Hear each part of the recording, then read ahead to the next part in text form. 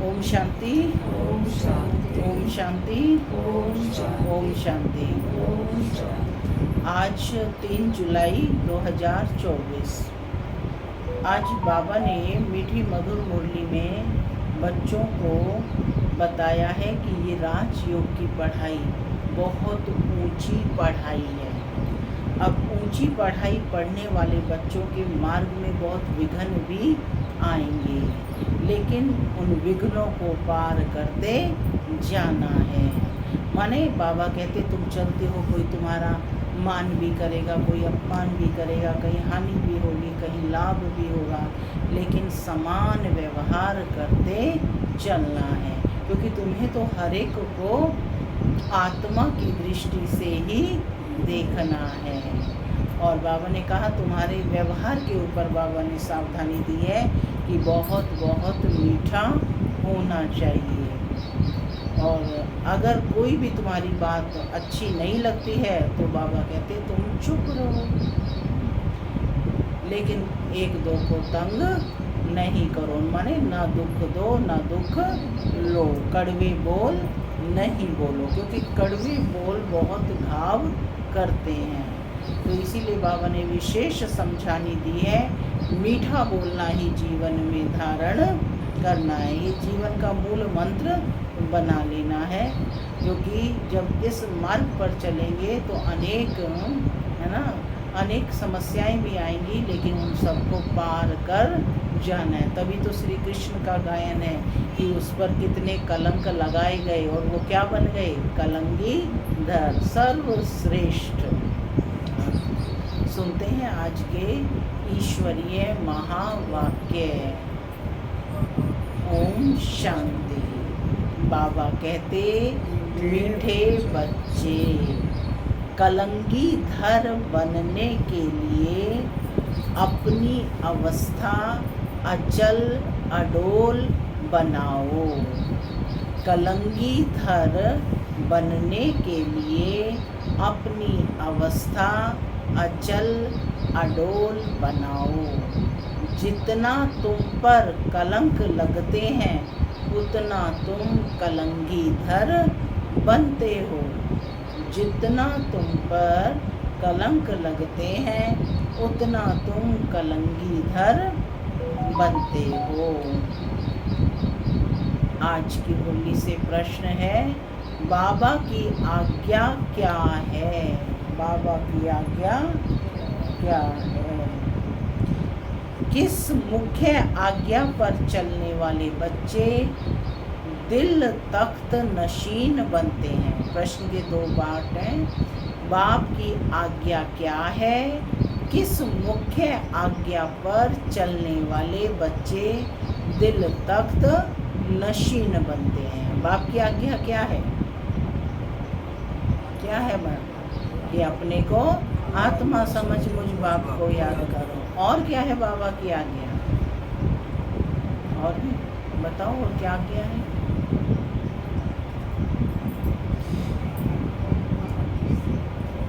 बाबा की श्रीमत पर चलो।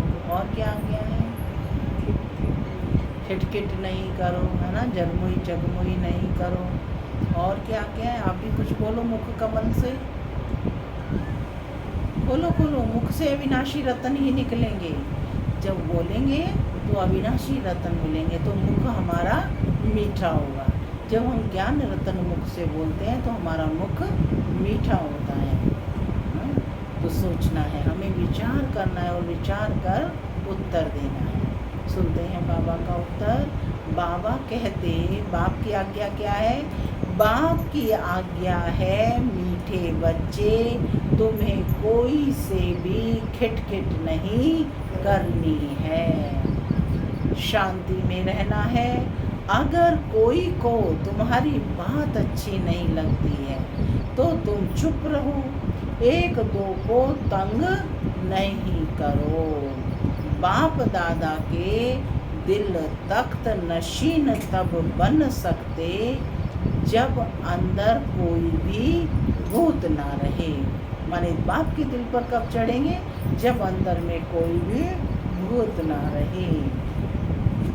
मुख से कभी कोई कड़वे बोल ना निकले, मीठा बोलना जीवन की धारणा हो जाए। मीठा बोलना जीवन की धारणा हो जाए। ओम शांति। माना मैं आत्मा शांत स्वरूप हूँ, शांति मेरा स्वधर्म है। बाबा कहते मीठे बच्चे अब घर वापस जाना है, तो पढ़ाई नियमित पढ़नी है। भगवान उवाच आत्म अभिमानी भव। पहले पहले जरूर ये कहना पड़े, यह है बच्चों के लिए सावधानी। सब आत्म अभिमानी बनकर बैठे हैं, है ना। मैं आत्मा बाबा से मुरली सुन रही हूँ, आज के ईश्वरीय महावाक्य सुन रही हूँ। यह है बच्चों के लिए सावधानी। बाप कहते हैं कि हम बच्चे कहते हैं तो आत्माओं को ही देखता हूँ। शरीर तो पुरानी जुत्ती है, यह सतो प्रधान बन नहीं सकता। सतो प्रधान शरीर कब होगा? सतो प्रधान शरीर कब होगा? कब होगा? सतयुग में, है ना। तो यह सतो प्रधान शरीर तो सतयुग में ही मिलेगा। अभी तुम्हारी आत्मा सतो प्रधान बन रही है, शरीर तो वही पुराना है। अभी तुमको अपनी आत्मा को सुधारना है, पवित्र बनना है। सतयुग में शरीर भी पवित्र मिलेगा। आत्मा को शुद्ध करने के लिए एक बाप को याद करना होता है। बाप भी आत्मा को देखते हैं, सिर्फ देखने से आत्मा शुद्ध नहीं बनेगी। वह तो जितना बाप को याद करेंगे उतना शुद्ध होते जाएंगे। यह तो तुम्हारा काम है। बाप को याद करते करते सतो प्रधान बनना है। बाप तो आया ही है रास्ता बताने। क्या करने आए हैं बाबा? रास्ता बताने। यह शरीर तो अंत तक पुराना ही रहेगा। यह तो सिर्फ कर्मेंद्रियां हैं जिससे आत्मा का कनेक्शन है। आत्मा गुलगुल बन जाती है, फिर कर्तव्य भी अच्छे करती है। वहाँ पंछी जानवर भी अच्छे अच्छे रहते हैं। यहाँ चिड़िया मनुष्यों को देख भागती हैं, वहाँ तो ऐसे अच्छे पंछी तुम्हारे आगे पीछे घूमते फिरते रहेंगे। वह भी कायदे सिर, माने परेशान नहीं करेंगे, कायदे सिर आगे पीछे घूमते रहेंगे। प्रकृति अपने सतो प्रधान होगी ना, प्रकृति भी अपने चरम पर होगी। ऐसे नहीं कि घर के अंदर घुस आएंगे, गंद करके जाएंगे, नहीं। बहुत कायदे की दुनिया होती है। आगे चल तुमको सब साक्षात्कार होते रहेंगे। अभी मार्जिन तो बहुत पड़ी है। अगर कि स्वर्ग की महिमा तो बाबा कहते हैं स्वर्ग की महिमा तो अपरम अपार है, माने उसका पार नहीं पा सकते, था नहीं पा सकते। बाप की महिमा भी अपरम अपार है, माने स्वर्ग में कितना सुख है उसकी महिमा भी अपरम अपार है। और बाप की महिमा अपरम अपार है क्योंकि वह तो हर चीज का सागर है, ओशन है, सागर के पार नहीं पा सकते हैं। तो बाप के प्रॉपर्टी की महिमा भी अपरम अपार है। क्या मिलती है बाप से प्रॉपर्टी? सुख, शांति, प्रेम, आनंद, ज्ञान, शक्ति, पवित्रता, ये सब बाप से मिलती है। तो इनकी महिमा भी अपरम अपार है। तो अपरम अपार कैसे है? स्वर्ग में ये सुख, शांति, प्रेम, आनंद भरपूर थे। 16 कला संपूर्ण आत्मा थी ना। तो बाबा कहते बच्चों को कितना नशा चढ़ना चाहिए। बाप कहते मैं उन आत्माओं को याद करता हूँ, मैं उन आत्माओं को याद करता हूँ जो सर्विस करते हैं। नोट कर लो पॉइंट। और क्या करना है? सर्विस करनी है। वह ऑटोमेटिकली याद आते हैं। आत्मा में मन बुद्धि है ना, समझते हैं कि हम फर्स्ट नंबर की सर्विस करते हैं या सेकंड नंबर की सर्विस करते हैं, ये सब नंबर संवार समझते हैं। कोई तो म्यूज़ियम बनाते हैं, प्रेसिडेंट गवर्नर आदि के पास जाते हैं, ज़रूर अच्छी रीति समझाते होंगे। सब में अपना अपना गुण है। कोई में अच्छे गुण होते हैं तो कहा जाता है यह कितना गुणवान है। जो सर्विस एबल होंगे वह सदैव मीठा बोलेंगे, नहीं तो कैसे सर्विस कर पाएंगे, है ना। तो सर्विस एबल बच्चों के लिए मीठा गुण होना, यानी उनका बोल चाल हाव भाव, है ना, सब मीठा होना चाहिए। कर्मेंद्रियाँ कैसी हों? शीतल हों। तो बाबा कहते हैं जो सर्विस एबल होंगे वह सदैव मीठा बोलेंगे, कड़वा कभी बोल नहीं सकेंगे। जो कड़वा बोलने वाले हैं उनमें भूत है। देह अभिमान है नंबर 1, फिर उनके पीछे और भूत प्रवेश करते हैं। मनुष्य बद चलन भी बहुत चलते हैं। बाबा कहते हैं विचारों का दोष नहीं है, तुमको मेहनत ऐसी करनी है जैसे कल्प पहले की है। अपने को आत्मा समझ बाप को याद करो, फिर आहिस्ते आहिस्ते सारे विश्व की डोर तुम्हारे हाथों में आने वाली है। देखो बाबा ने कैसे युक्ति से बताया है कि कैसे बच्चे युक्ति से सारे विश्व के मालिक बन जाएंगे। क्या कहा? तुम्हें मेहनत ऐसी करनी है जैसे कल्प पहले की है। अपने को आत्मा समझ बाप को याद करो, फिर आहिस्ते आहिस्ते सारे विश्व की डोर तुम्हारे हाथों में आने वाली है। कौन हो? विश्व कल्याणकारी। ड्रामा का चक्र है, टाइम भी ठीक बताते हैं। बाकी बहुत कम समय बचा है।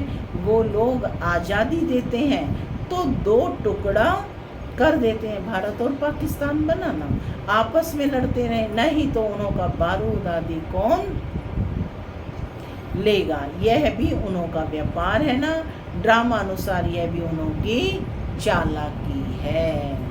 यहाँ भी टुकड़े टुकड़े कर दिया है। वह कहते हैं यह टुकड़ा हमको मिले, पूरा बंटवारा नहीं किया गया। इस तरफ पानी जास्ती जाता है, खेती बहुत होती है, इस तरफ पानी कम है। आपस में लड़ पड़ते हैं और फिर सिविल वार हो पड़ती है। भारत में यही चल रहा है ना, आपस में लड़ रहे हैं, कहीं पानी की जास्ती है तो कहीं खेती जास्ती है, तो पानी चाहिए। तो बाबा कहते यही कारण है कि भारत में क्या होंगे? सिविल वार, गृह युद्ध, आपस में ही लड़ते रहेंगे। झगड़े तो बहुत होते हैं। तुम जब बाप के बच्चे बने हो तो तुम भी गाली खाते हो।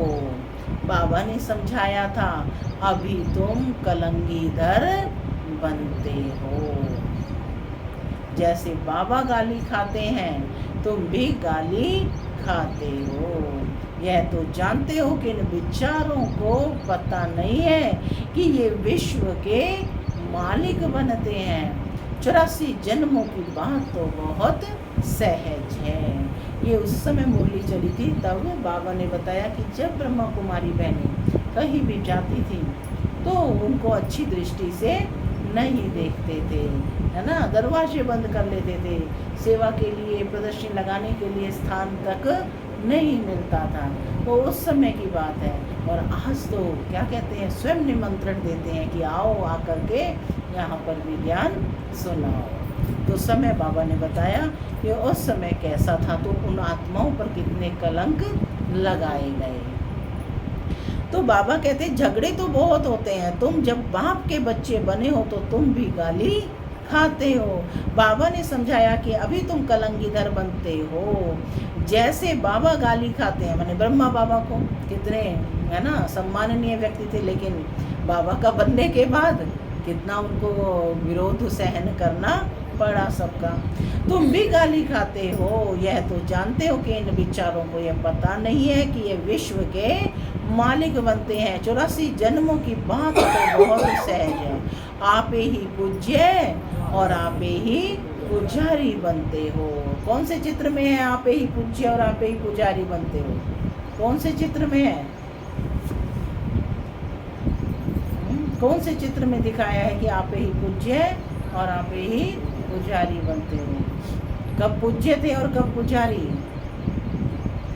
कब पूज्य थे कब पुजारी? कौन से चित्र में? झाड़ के चित्र में भी दिखाया है और सीढ़ी के चित्र में, है ना।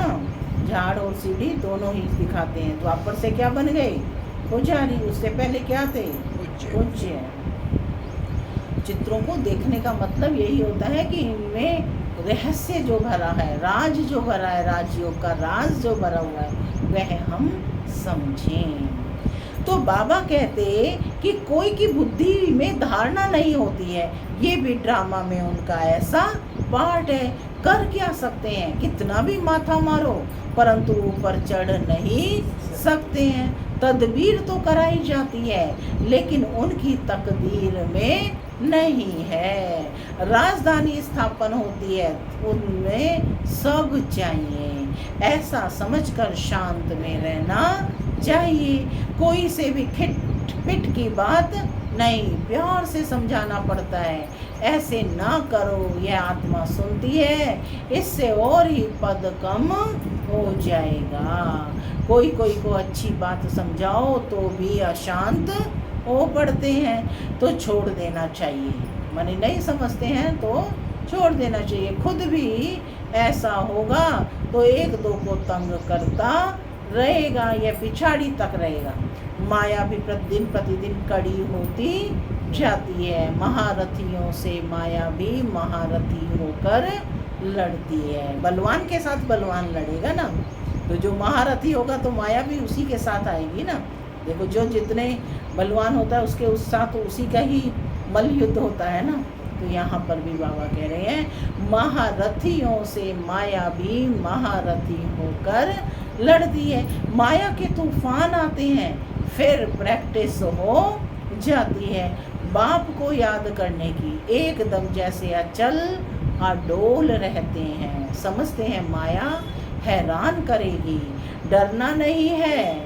पिछली मुरलियों में था ना कि माया कैसे आएगी, रॉयल रूप में, या फिर जिस चीज़ की हमें कमी है ना, वही रूप उसी चीज़ में आएगी लेकिन दूसरा रूप धारण करके आएगी। तो बाबा कहते कि समझते हैं कि माया हैरान करेगी, डरना नहीं है। कलंकीधर बनने वालों पर कलंक लगते हैं, इसमें नाराज नहीं होना चाहिए। अखबार वाले कुछ भी खिलाफ डालते हैं क्योंकि पवित्रता की बात है ना।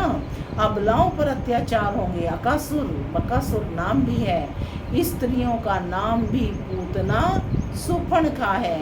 अब बच्चे पहले महिमा भी बाप की सुनाते हैं। बेहद का बाप कहते हैं तुम आत्मा हो। यह नॉलेज एक बाप के सिवाय और कोई दे नहीं सकता। रचता और रचना का ज्ञान यह है पढ़ाई। रचता और रचना का ज्ञान यह है पढ़ाई, जिससे तुम स्वदर्शन चक्रधारी बन चक्रवर्ती राजा बनते हो। अलंकार भी तुम्हारे हैं। कौन कौन से अलंकार हैं? अलंकार कौन कौन से हैं? स्वदर्शन चक्र और गदा और शंख और कमल पुष्प। गुड। तो बाबा कहते कि अलंकार भी तुम्हारे हैं परंतु तुम ब्राह्मण पुरुषार्थी हो, यानी ब्राह्मणों की अवस्था ऊपर नीचे होती रहती है। इसलिए यह अलंकार संपूर्ण को विष्णु को दे दिया है। ये सब बातें आत्मा क्या है, परमात्मा क्या है, कोई भी बता नहीं सकते। आत्मा कहाँ से आई है, निकल कैसे जाती है। कभी कहते हैं आँखों से निकली, कभी कहते हैं भ्रुकुटी से निकली और कभी कहते हैं माथे से निकल गई। यह तो कोई जान नहीं सकता। तो अभी तुम बच्चे जानते हो आत्मा शरीर ऐसे छोड़ेगी बैठे बैठे बाप की याद में देह का त्याग कर देंगे। माने आत्मा पंछी उड़ जाएगा, बैठे बैठे देह का त्याग कर देंगे। बाबा ने आगे एग्जाम्पल से समझाया, बाप के पास तो खुशी से जाना है, पुराना शरीर खुशी से छोड़ना है। जैसे सर्प का मिसाल है, जानवरों में भी जो अक्ल है वह मनुष्यों में नहीं है। वह सन्यासी आदि तो सिर्फ दृष्टांत देते हैं। बाप कहते हैं तुमको ऐसा श्रेष्ठ बनना है जैसे भ्रमरी कीड़े को ट्रांसफर कर देती है। भ्रमरी क्या करती है ना, एक से दूसरे पर ले जाती है। तुमको भी मनुष्य रूपी कीड़े को ट्रांसफर कर देना है, सिर्फ दृष्टांत नहीं देना है, लेकिन प्रैक्टिकल करना है। अब तुम बच्चों को वापस घर जाना है तो सब क्या हो जाएंगे, ट्रांसफर हो जाएंगे। तुम बाप से वर्षा पा रहे हो तो अंदर में खुशी होनी, वह तो वर्षे को जानते ही नहीं। शांति तो सबको मिलती है। कौन कौन सा वर्षा मिलता है? गुड, सुख, शांति, पवित्रता और संपन्नता का। तो बाबा कहते सब, बाकी सब कहाँ जाएंगे? शांति तो सबको मिलती है, सब शांति धाम में जाते हैं। सिवाय बाप के कोई भी सर्व की सदगति नहीं करते। यह भी समझाना होता है तुम्हारा निवृत्ति मार्ग है। तुम तो ब्रह्म में लीन होने का पुरुषार्थ करते हो। बाप तो प्रवृत्ति मार्ग बनाते हैं, माने सन्यासी तो निवृत्ति मार्ग के हैं और बाप तुम्हें को प्रवृत्ति मार्ग बनाते हैं। यह बहुत गुह्य समझने की बात है। पहले तो कोई को अलफ बे ही पढ़ाना पड़ता है। बोलो तुमको दो बाप हैं, हद का और बेहद का। हद के बाप के पास जन्म लेते हो, विकारों से कितने अपार दुख मिलते हैं। सतयुग में तो अपार सुख में है, वहाँ तो जन्म ही मक्खन मिसल होता है। कोई दुख की बात नहीं, नाम ही है स्वर्ग। देखो स्वर्ग कहने से ही मुख मीठा हो जाता है। बेहद के बाप से बेहद की बादशाही का वर्षा मिलता है। पहले है सुख और पीछे है दुख। पहले दुख और फिर सुख कहना रॉन्ग है। पहले नई दुनिया स्थापन होती है, पुराने थोड़े ही स्थापन होती है। पुराना मकान कभी कोई बनाते हैं क्या? नई दुनिया में तो रावण हो ना सके, यह भी बाप समझाते हैं। तो बुद्धि में युक्तियां हों। बेहद का बाप बेहद का सुख देते हैं। कैसे देते हैं? आओ तो समझाएं। कहने की भी युक्ति चाहिए। सेवा का पॉइंट है, बाबा समझाने दे रहे हैं बच्चों को। सर्विसेबल बच्चे कैसे सर्विस करें, तो कहने की भी युक्ति चाहिए। दुख धाम के दुखों का भी तुम साक्षात्कार कराओ, माने उनको परिचय कराओ कि इस दुनिया में कितना दुख ही दुख है, कितने अथाह दुख हैं, अपरम अपार हैं। नाम ही है दुख धाम। इनको सुख धाम कोई कह नहीं सकता। सुख धाम में श्री कृष्ण रहते हैं। श्री कृष्ण के मंदिर को भी सुख धाम कहते हैं। वह सुख धाम का मालिक था जिसकी मंदिरों में अभी तक पूजा होती है। अभी है बाबा लक्ष्मी नारायण के मंदिर में जाएंगे तो कहेंगे ओहो यह तो हम बनते हैं, इनकी पूजा थोड़े ही करेंगे। नंबर 1 बनते हैं तो फिर सेकंड थर्ड की पूजा क्यों करें? हम तो सूर्यवंशी बनते हैं। मनुष्य को थोड़े ही पता है, वह तो सबको भगवान कहते रहते हैं। अंधकार कितना है, माने सबको भगवान कह रहे हैं। तो बाबा कहते कितना अंधकार है। तुम कितना अच्छी रीति समझाते हो। टाइम लगता है, जो कल्प पहले लगा था जल्दी कुछ भी नहीं कर सकते। हीरे जैसा जन्म तुम्हारा यह अभी का है। देवताओं का भी हीरे जैसा जन्म नहीं कहेंगे। किसका कहते हैं? तुम ब्राह्मणों का हीरे जैसा। वह कोई ईश्वरीय परिवार में थोड़े ही है, यह है तुम्हारा ईश्वरीय परिवार। कितनी नई नई बातें हैं। गीता में तो आटे में नमक मिसल है, कितनी भूल कर दी है।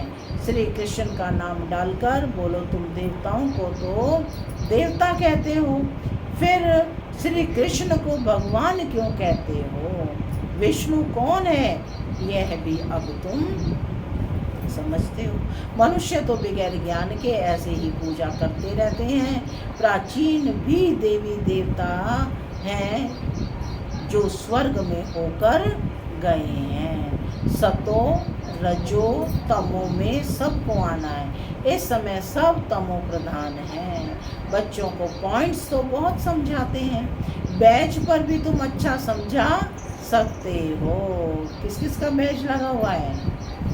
हाँ, आपका कहाँ है? अच्छा, ठीक है।